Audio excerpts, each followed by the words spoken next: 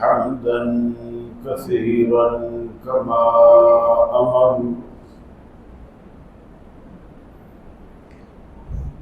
ونشهد أن لا إله إلا الله وحده لا شريك له في الخلق والأمر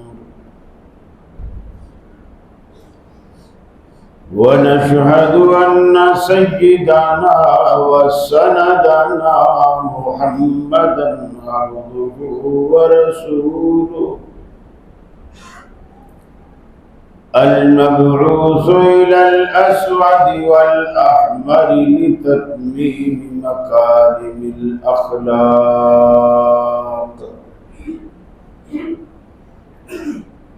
لا يخلق نبي ولا رسول بعده ولا أمة بعد أمته ولا أمة بعد أمته ولا شريعة بعد شريعته ولا كتاب بعد كتابه وصلى الله تعالى عليه وعلى آله وأصحابه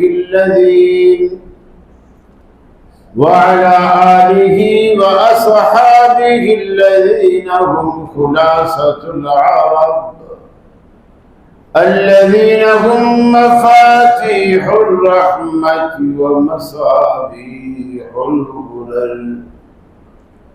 أعوذ بالله السميع العليم من الشيطان الرجيم. بسم الله الرحمن الرحيم. قل هل ننبئكم بالأخسرين أعمالا الذين ضل سعيهم في الحياة الدنيا وهم يحسبون أنهم يحسنون صنعا أو كما قال النبي صلى الله عليه وسلم صلوا كما رأيتموني أصلي.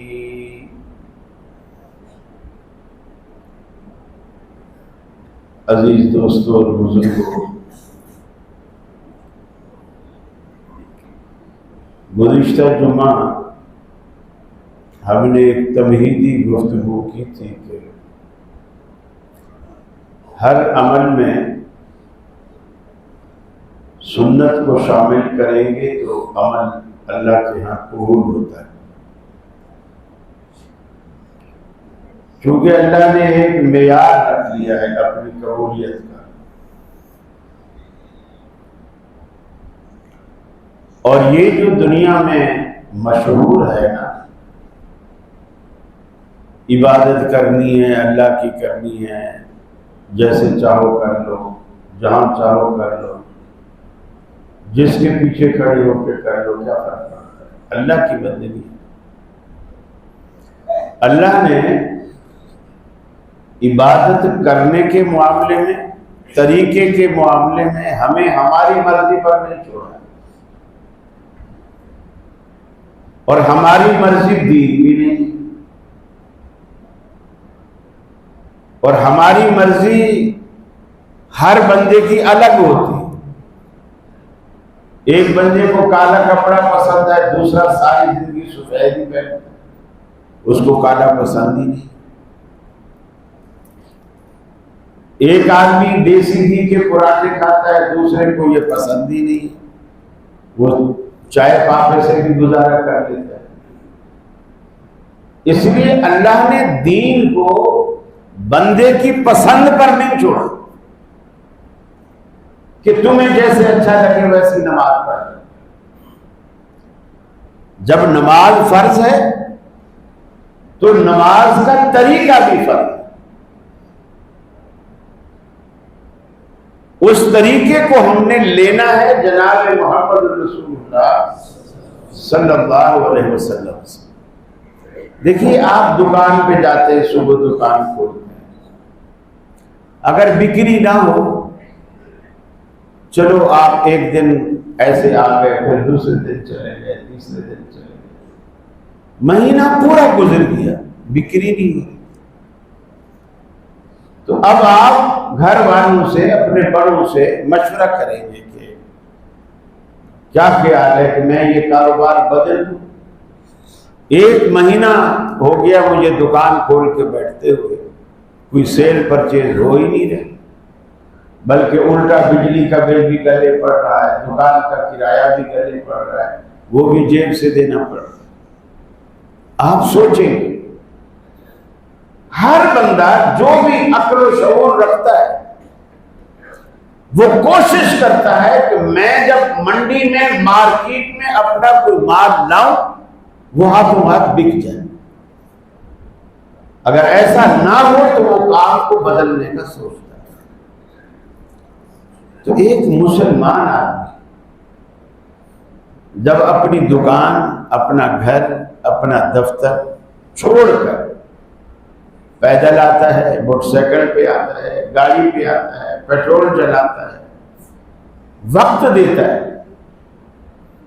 اور اس کے بعد عبادت کرنے سے جب فارغ ہو، اللہ تعالیٰ فرشتوں سے کہے اس کی عبادت اس کے منہ پہ دینا، مجھے اس کی عبادت نہیں چاہیے، اور آپ کو اگر کسی طرح اللہ تعالیٰ بتا دے کہ تیری عبادت میں نے تیری جھولی میں ڈال دی ہے، مجھے تیری عبادت کی ضرورت نہیں ہے، اب آپ تھوڑا سا سوچنے پر اتنا تو مجبور ہوں گے کہ میری عبادت میں آخر کوتاہی کیا ہے، کمی کیا ہے۔ یہ تو نہیں کہیں گے کہ اچھا نہیں قبول تو ناصر میں تو ایسے ہی کرتا رہوں گا، میں تو ایسے ہی کرتا رہوں گا، وہ کوئی بیوقوف ہوگا جو ایسا سوچے گا۔ آپ جب ایک محنت سے، کوئی میں دیکھتا ہوں جمعہ میں کتنے دور دور علاقوں سے آتے ہیں، اگر آپ اتنا دور آئیں، اتنا وقت دیں، ٹائم دیں، اور آپ کو حاصل کچھ نہ ہو، اب یہ حاصل کیسے ہوگا؟ آپ آئیں، وقت دیں، ساتھ میں ایک اپنا مشن بنا کہ میں نے جو کام کرنا ہے سنت کے مطابق کرنا، بس اس چیز کو آپ پلے بات، اور یہ معمولی بات نہیں ہے۔ ابو داؤد اور مسلم کی روایت ہے، دسترخوان لگا ہوا تھا، صحابہ دسترخوان پہ بیٹھے کھانا کھا رہے، نبی مکرم صلی اللہ علیہ وسلم بھی اسی دسترخوان پر۔ آپ نے ایک بندے کو دیکھا کہ وہ بائیں ہاتھ سے کھا پی رہا، بائیں ہاتھ سے کھا پی رہا، جبکہ اللہ کے رسول کی سنت ہے دائیں ہاتھ سے مسلمان کھاتا ہے، پیتا ہے، بلکہ آپ نے یہ بھی فرمایا ان شیطان یأکل بشمالہ ویشرب بشمالہ، شیطان بائیں ہاتھ سے کھاتا ہے، بائیں ہاتھ سے پیتا ہے۔ اور نبی کریم کی یہ بھی عادت تھی کہ آپ اگر کوئی غلط چیز دیکھتے تھے تو آپ چپ نہیں رہتے، اسی کو تقریری حدیث کہتے ہیں کہ کوئی کام نبی کے سامنے ہو اور نبی اس پر نکیر نہ کرے، اعتراض نہ کرے، منع نہ کرے، یا خوشی کا اظہار کر دے، تو دونوں صورتوں میں وہ کام جائز ہو جاتا ہے۔ آپ نے جب اسے دیکھا کہ بائیں سے کھا پی رہا ہے، آپ نے اسے نصیحت کی، کل بیمینک، اسے کہا کہ اپنے دائیں ہاتھ سے کھا۔ اب وہ کوئی چودھری ہوگا، بڑا آدمی ہوگا، وڈیرا ہوگا، یا پیسے والا ہوگا، اس نے اپنی حد تک سمجھی کہ بھری مجلس میں گویا میرا یہ عیب سب کے سامنے آ گیا ہے، اب لوگ کیا بولیں گے، اتنا بڑا آدمی ہے، اس کو اتنا نہیں پتا کہ دائیں سے کھاتے ہیں، بائیں سے نہیں کھاتے۔ اس کے ذہن میں ایک تجویز آئی، اس نے فوراً کہا یا رسول اللہ صلی اللہ علیہ وسلم، میرا دائیں ہاتھ کام نہیں کرتا، میرا دائیں ہاتھ کام نہیں کرتا، یعنی بائیں سے کھانا میری مجبوری، حالانکہ اس نے جھوٹ بولا، دائیں ہاتھ اس کا کام کرتا تھا، بس عادت سے مجبور تھا کہ بائیں ہاتھ سے کھا رہا، بس اس نے کہہ تو دیا، سنت کی مخالفت اس نے کر دی کہ میرا دائیں ہاتھ کام نہیں کرتا۔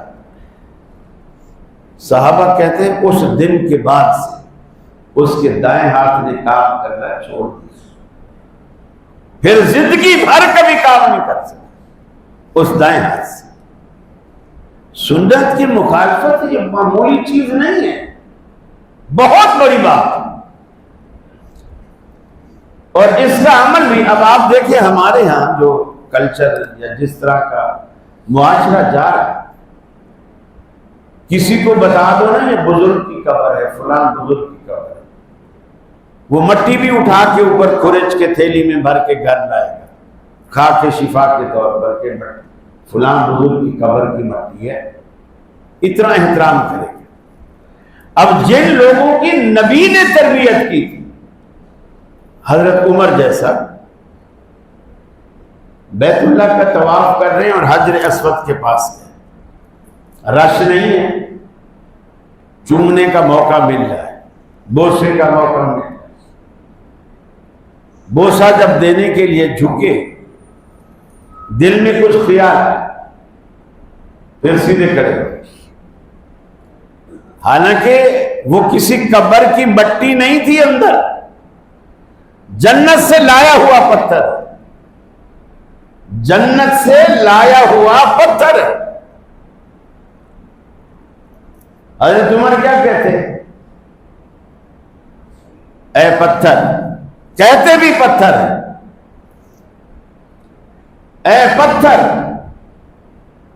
میری نظر میں تیری حیثیت پتھر سے زیادہ کچھ نہیں، لا تضر ولا تنفع، نہ تو نفع کا مالک ہے نہ نقصان کا مالک،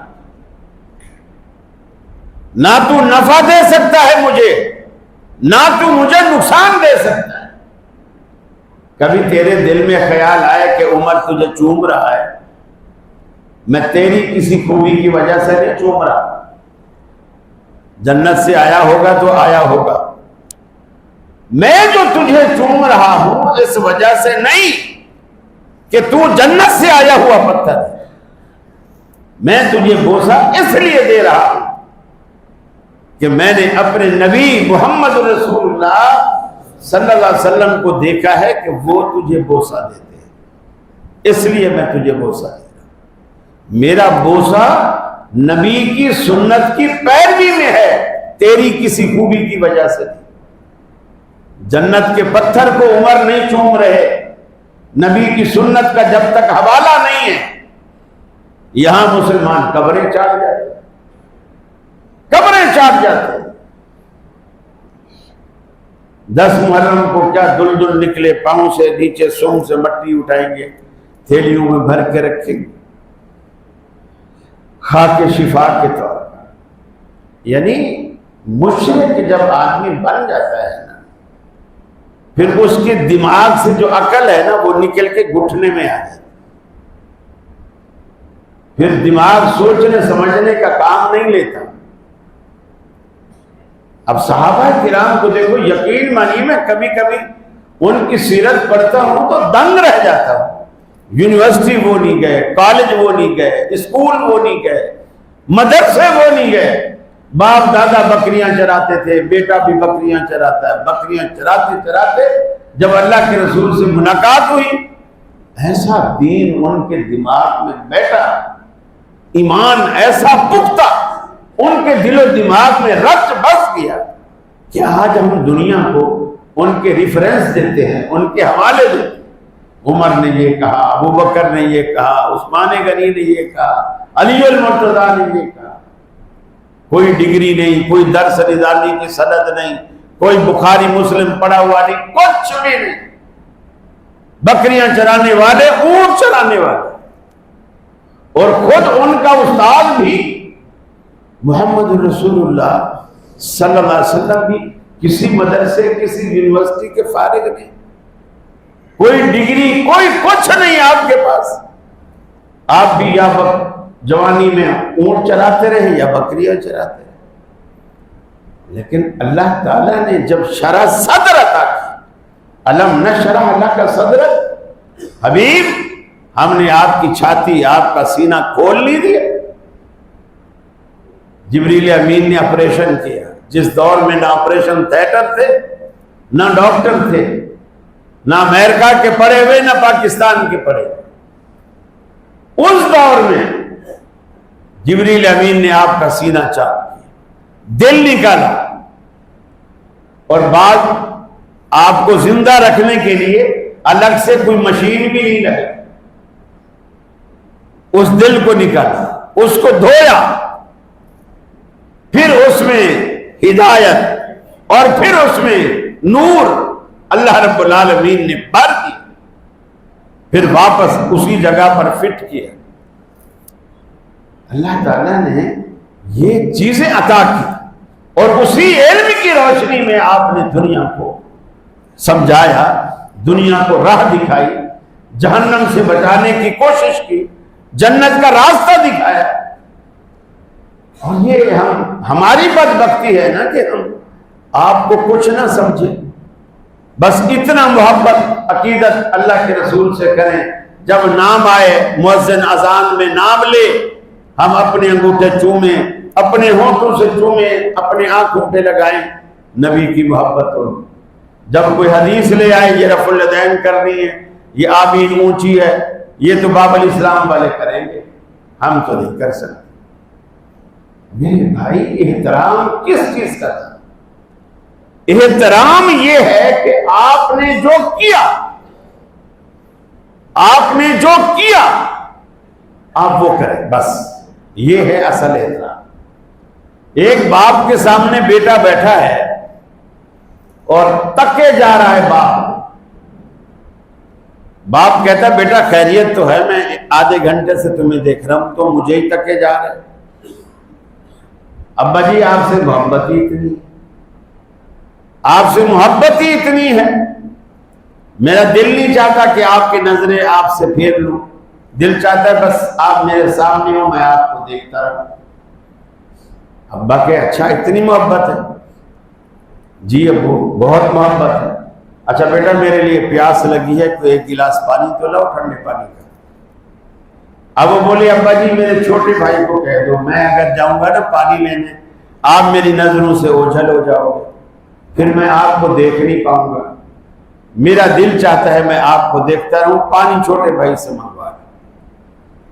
اور چھوٹے بھائی کو جیسے ابا بولے بیٹا پانی کا گلاس لا، اس نے ایک دفعہ بھی نہیں کہا کہ مجھے آپ سے محبت ہے، بھاگ کے گیا اور پانی کا گلاس لے آیا۔ مجھے بتائیے اب ابا کس کو سمجھے گا کہ مجھ سے محبت ہے؟ جس نے دعویٰ کیا اور ٹک ٹکی باندھ کے دیکھ رہا ہے، یا جو فرما برداری کرتا ہے؟ ابا جو کہتا ہے فوراً کر دیتا ہے اور یہ نہیں کہتا مجھے آپ سے محبت۔ محبت زبانی دعووں سے ظاہر نہیں ہوتی، عملی زندگی سے ظاہر۔ بنتے ہو وفادار، وفا کر کے دکھاؤ۔ کہنے کی وفا اور ہے، کرنے کی وفا اور۔ یہ جو دعوے ہوتے ہیں نا، یہ دنیا کے پاس دعوے، مجھے نبی سے محبت ہے، نبی سے عشق ہے، آپ کی سنتوں سے پیار ہے، میٹھی میٹھی سنتے ساری یاد ہے ساری۔ اللہ کے رسول ہر کھانے کے بعد میٹھا بڑا شوق سے یہ سنتے، سب کو یاد۔ لیکن اللہ کے رسول نماز کیسی پڑھتے تھے کسی کو بھی یاد نہیں۔ میرے بھائی نبی کریم صلی اللہ علیہ وسلم، دیکھیے اب آپ سنت کے مطابق کوشش کریں گے۔ اللہ کے رسول کیا فرماتے؟ من اطاعنی دخل الجنہ ومن عصانی فقد ابی۔ میری سنت کی اہمیت یہ ہے جس نے میری بات مانی اطاعت کی وہ جنت میں جائے گا، جس نے میری بات نہ مانی فقط ابا، اس نے گویا جنت میں جانے سے انکار کر دیا۔ اب یہ کوئی معمولی بات ہے؟ بہت بڑی بات۔ آپ مسجد میں آتے ہیں، لوگ پنجابی میں، سندھی میں، سرائکی میں، اردو میں، پشتو میں وہ نپے تلے کوئی نیت کے لفظ ہیں، کوئی وہ پڑھنا شروع کر دیتے. نیت کرتا ہوں میں نماز کی، نماز واسطے اللہ تعالیٰ کے فرض نماز ہے اور 4 رکعت والی ہے، وقت نماز ظہر ہے، پیچھے اس امام کی اللہ ہو. اب کوئی پوچھے، تھوڑا سا بھی آپ سوچیں کہ آپ کی تکبیر تحریمہ سے لے کر سلام تک پوری نماز عربی میں،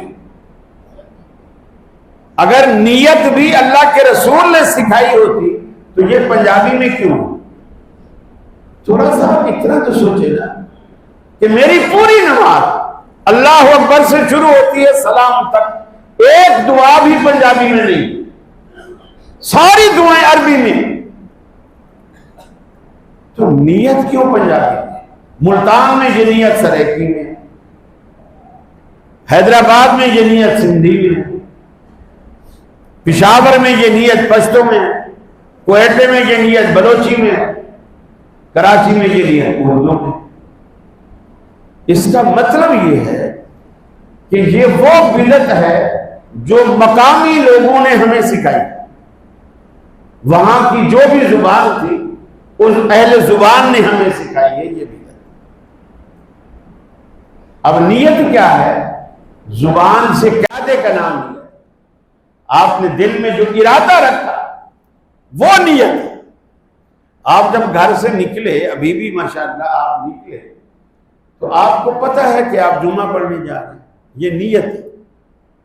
آپ نہائے، یہ نیت ہے جمعے کی. آپ کپڑے بدلے، خوشبو لگائی، آپ پھر مسجد میں آئے، یہ سب نیت ہے. یہ نیت ہو رہی ہے ساتھ ساتھ.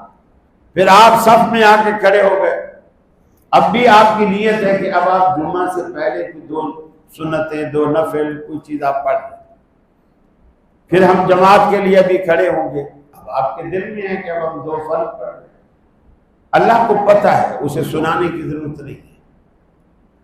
اب اس کے بعد اللہ اکبر کہہ کر اللہ کے رسول حضرت وائل ابن حجر کہتے ہیں وَضَعَ يَدَهُ الْيُمْنَىٰ عَلَىٰ يَدِ الْيُسْرَىٰ عَلَىٰ صَدْرِهِ.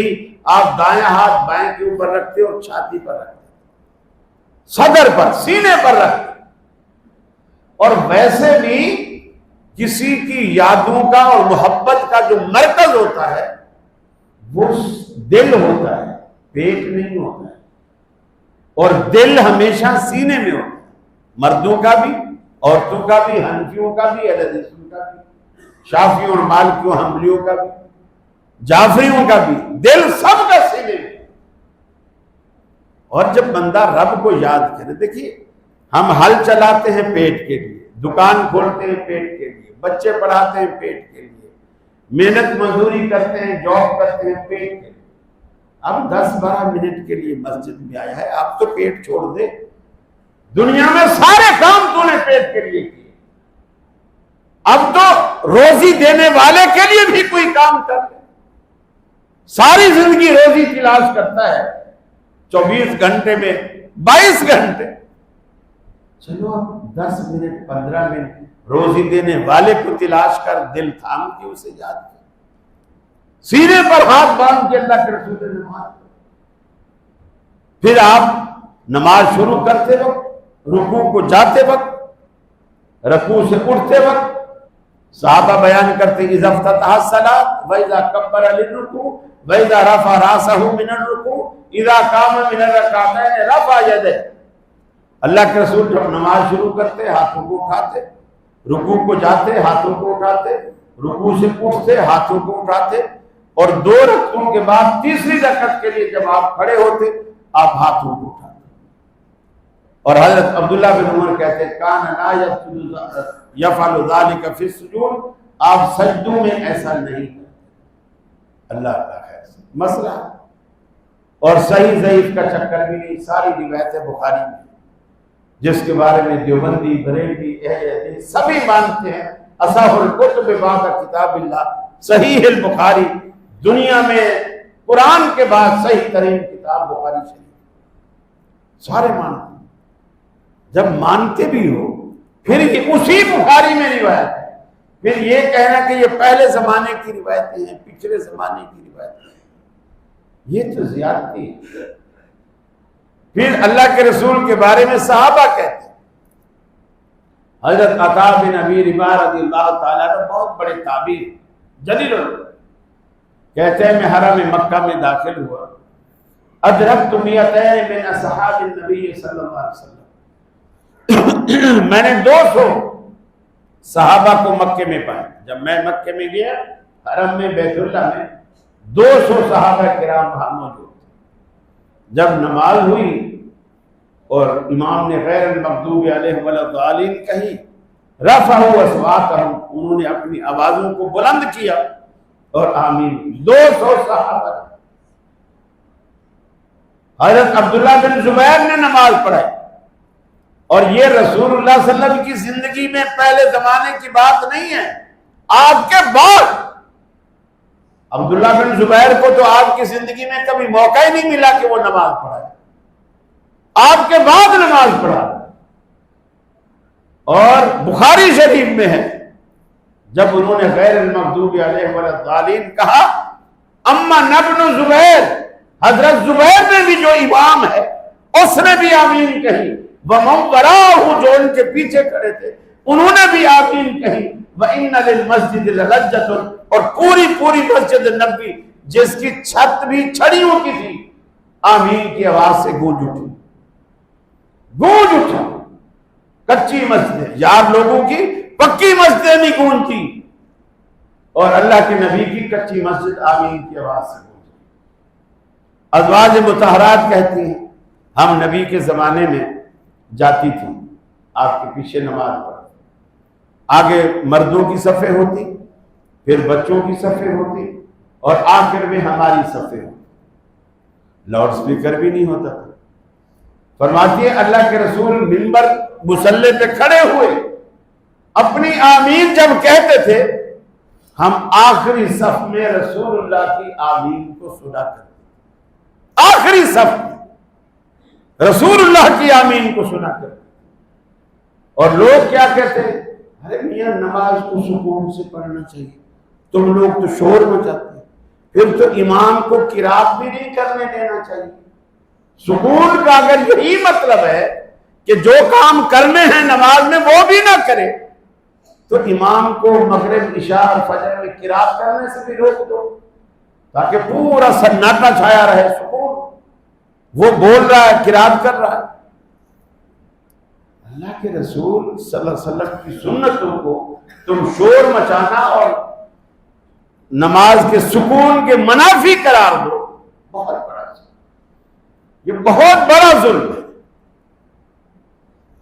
پھر کہتے ہیں جی امام کے پیچھے فاتحہ پڑھو گے تو قیامت والے دن تمہارے منہ میں انگارے ڈالیں گے، تمہارے منہ میں انگارے ڈالیں گے۔ اللہ اکبر۔ امام احمد بن حنبل رحمہ اللہ کے بارے میں آتا ہے، ان سے کسی نے پوچھا اسی روایت کے بارے کہ جی لوگ کہتے ہیں کہ اس کے منہ میں قیامت والے دن انگارے ڈالے جائیں، انہوں نے کہا مجھے یہ پسند ہے کہ میرے منہ میں قیامت والے دن انگارے ڈالے جائیں، لیکن یہ پسند نہیں ہے کہ اللہ کہے جا احمد تیری تو نماز ہی نہیں ہوئی، تیری تو نماز ہی نہیں ہوئی۔ یہ کیوں کہا انہوں نے کہ اللہ کے رسول کا فرمان یہ ہے لا صلاۃ لمن لم یقرأ بفاتحۃ الکتاب، جو سورہ فاتحہ کو نہیں پڑھتا اس کی نماز نہیں، اس کی نماز نہیں ہوتی جو سورہ فاتحہ کو نہیں پڑھتا۔ میرے بھائیو، آپ 10 15 سال سے یہاں جمعے پڑھ رہے ہیں، اور اگر آپ کو اتنا بھی پتہ نہیں چلا کہ صحیح نماز کیا، تو پھر تو ہمارے خطبے دینے پہ بھی تف ہے، کوئی فائدہ نہیں ہمارے خطبے دینے۔ اگر آپ کی نماز بھی سیدھی نہیں ہو پاتی 10 15 سال ہمارے پیچھے جمعہ پڑھ رہے ہیں، پھر یہ ہمارے خطبات سب بیکار۔ میرے بھائی اپنے اعمال کو سنت کے مطابق، یہ بظاہر چھوٹی سنتے ہیں، کپڑا ٹکنے سے اوپر کر لو نیچے کر لو، لوگ کہتے ہیں کیا فرق پڑتا، نہیں فرق پڑتا ہوگا نہیں فرق پڑتا ہو، لیکن مسلمان کو فرق پڑتا ہے، مسلمان کو فرق پڑتا ہے۔ اب آپ دیکھیں میری آستین یہ ہاتھ کے تک آستین جا رہی ہے، ٹھیک ہے، لیکن شریعت یہ کہتی ہے اس کو فولڈ کر کے آپ نماز نہیں پڑھتے۔ کیا حکمت ہے، اللہ بہتر جانتا ہے۔ سیدھی ہے اچھا، اور اگر آستین نہیں ہے یعنی ویسے ہی ہاتھ ہے، کوئی حرج نہیں، شریعت کہتی ہے کوئی حرج نہیں۔ جیسے شرٹ کی آستین ہوتی ہے ہاف، اب آپ اس ہاف آستین میں نماز پڑھتے ہیں، شریعت کہتے ہیں کوئی حرج نہیں، لیکن فل آستین میں فولڈ کر کے پڑھتے ہیں، شریعت کہتی ہے حرج۔ ہر حکمت میں اور آپ نہیں جانتے، یہ اللہ جانتا ہے، یا پھر جس کو اللہ نے بتایا اللہ کے رسول کو جانتا۔ ہم اس بات کے پابند ہیں کہ ہم ویسا کریں جیسے اللہ کے نبی نے کیا۔ اب آپ دیکھیے اتحیات ہے، آپ بیٹھ گئے اتحیات، پہلی اتحیات میں اللہ کے رسول بایاں پاؤں بچھاتے اور اپنے سرین کرسی کے اوپر رکھ کے بیٹھتے، اور دایاں قدم آپ کھڑا رکھتے اور انگلیاں آگے کی طرف قبلے کی طرف موڑ لیتے۔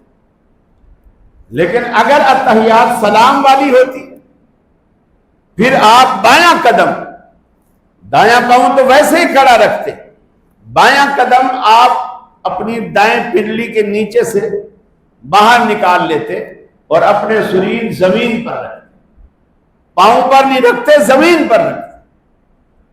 حنفی اس کے بھی مخالف، اصل میں ان کو سنت نہیں چاہیے، ان کو قول امام کی پاسداری چاہیے، اور ہمیں رسول اللہ کی پاسداری چاہیے۔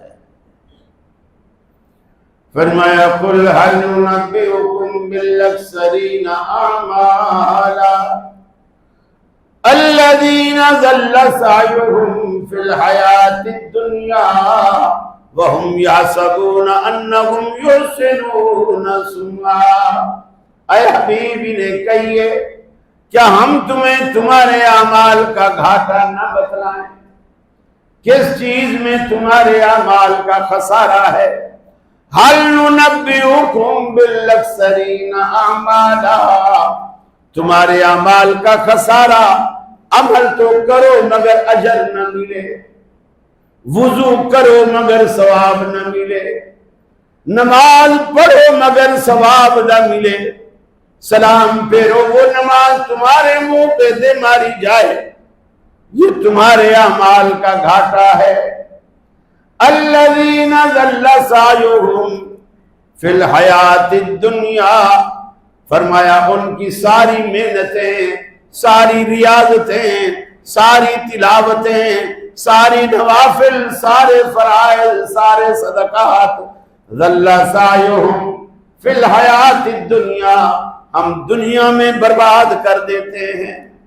وَهُمْ يَحْسَبُونَ أَنَّهُمْ يُحْسِنُونَ صُنْعًا، اپنے تئیں یہ گمان کرتے رہتے ہیں ہم تو اچھا کر رہے ہیں۔ اچھائی اور برائی کا معیار بھی میری مرضی پر اللہ نے نہیں چھوڑا، اس بات کو دل و دماغ میں بٹھا لیجیے۔ میری مرضی دین نہیں، عمر کی مرضی دین نہیں، ابو بکر صدیق کی مرضی دین نہیں، عثمان کی مرضی دین نہیں، علی المرتضیٰ کی مرضی دین نہیں، تو تیرے ان چاروں اماموں کی مرضی دین کیسے ہوگی؟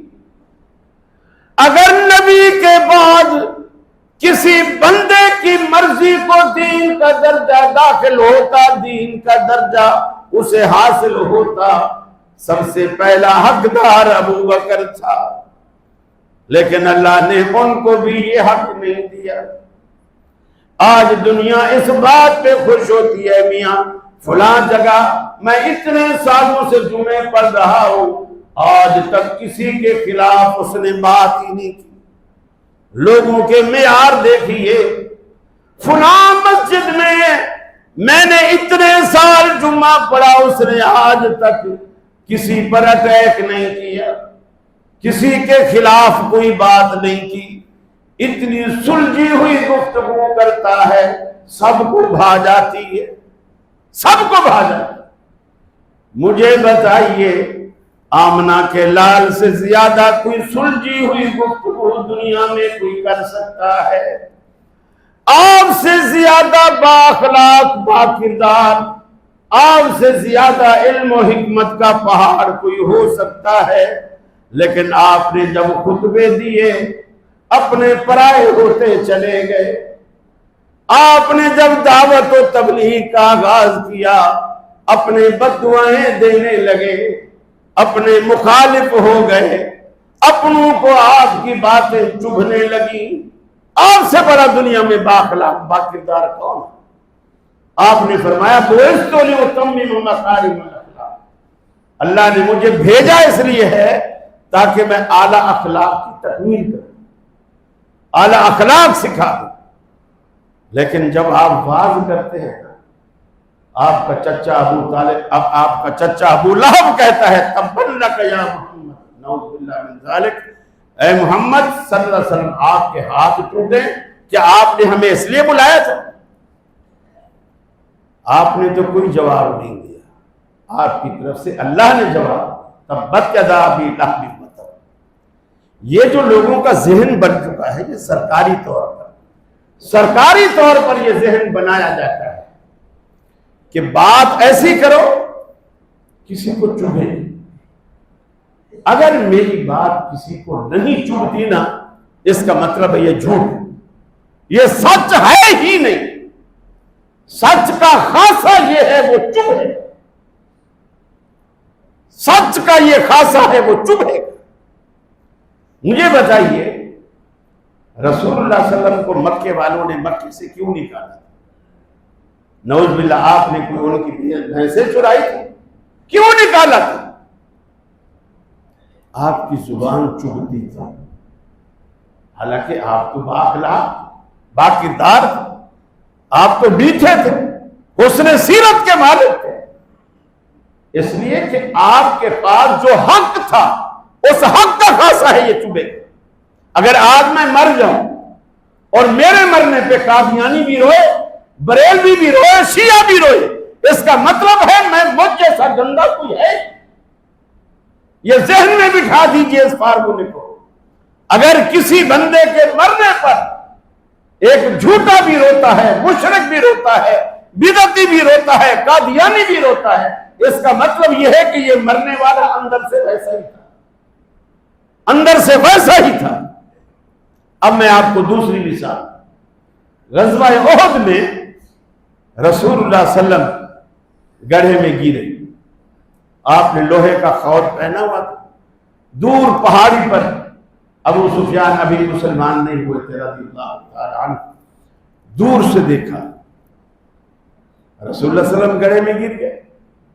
مصعب بن عمیر رسول اللہ صلی اللہ علیہ وسلم کی شکل کے کافی مشابہ تھے، ان کو تیر کھا کے گرتے دیکھا، ابو سفیان سمجھا رسول اللہ صلی اللہ علیہ وسلم نعوذ باللہ فوت ہو گئے۔